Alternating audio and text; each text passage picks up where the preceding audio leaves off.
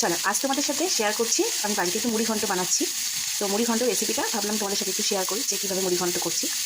তো প্রথমেই দেখো কড়াই সরষের তেল গরম করে ডুমো ডুমো করে কেটে রাখা আলুগুলোকে একটু ভাজতে দিয়ে দিয়েছি। আলুগুলোকে একটু লাল লাল করে আগে ভেজে নেব। চলো আলুগুলো ভাজে নিই, তারপরে আবার ফিরে আসছি। আলুগুলো ভেজে তুলে নিয়েছি। এবার গরম তেলের মধ্যে দিয়ে দিচ্ছি তেজপাতা আর আস্ত গরম মশলা। তেলের মধ্যে এগুলো একটু ভাজা হয়ে গেলে এর মধ্যে দিয়ে দেবো পেঁয়াজ আর টমেটো। পেঁয়াজ আর টমেটোটাকে একটু ভেজে নিই।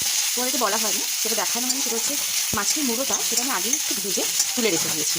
তারপর এটা হচ্ছে, তো চলো পেঁয়াজ আর টমেটোটাকে একটু ভেজে নিই। পেঁয়াজ ভাজা হয়ে গেলে এর মধ্যে দিয়ে দিয়েছি আদা রসুন পেস্ট, একটু হলুদ গুঁড়ো আর দিয়েছি অল্প একটু কাশ্মীরি লঙ্কার গুঁড়ো দিয়ে এটাকে ভালো করে নেড়ে নেব। মশলা কষানো হয়ে গেলে এর মধ্যে দিয়ে দিচ্ছি আগে থেকে ভিজিয়ে ধুয়ে রাখা গোবিন্দভোগ চাল। আমি এখানে 300 গ্রাম চাল নিয়েছি। সেই চালটার মধ্যে দিয়ে একটু ভালো করে এর সাথে মিশিয়ে নেব। এরপর এর মধ্যে দিয়ে দিয়েছি আলুগুলো আর একটু নুন দিয়ে আগারটা ভালো করে মিশিয়ে এবার মাছের মুড়োটা যেটা আগে থেকে ভেজে রেখেছিলাম সেটা দিয়ে দেবো।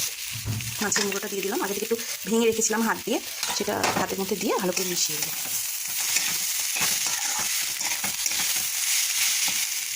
এবার যে কাপ মেপে চাল নিয়েছিলাম সেই 1 বাটি চাল হয়েছিল আমার, বাটি করে নিয়েছিলাম, সেই তার 2 বাটি জল দিয়ে দিলাম। এবার এটা ফুটবে, এটা হোক। এটা ফুটতে শুরু করলে ওপর থেকে দিয়ে দিলাম চেরা কাঁচা লঙ্কা। এবার এটা সেদ্ধ হোক চালটা, তারপর আবার ফিরে আসছি। চালটা কিছু সেদ্ধ হয়ে গেছে, এবার এর মধ্যে দিয়ে দেবো প্রয়োজন মতো চিনি। আমি একটু মিষ্টি দিলাম। চিনি দিয়ে মিশিয়ে দেওয়ার পর এর মধ্যে দিয়ে দিচ্ছি ভাজা মশলার গুঁড়ো আর দেবো গরম মশলার গুঁড়ো আর একটু ঘি। বেশ, ঘি গরম মশলাটা কমপ্লিট। এবার একটু মিক্স করে নিলে রেডি হয়ে গেল আমাদের মুড়ি ঘন্ট। কেমন লাগলো ভিডিওটা আমাদের কমেন্ট বক্সে কিন্তু অবশ্যই জানান, আর বাড়িতে অবশ্যই ট্রাই করো পারলে।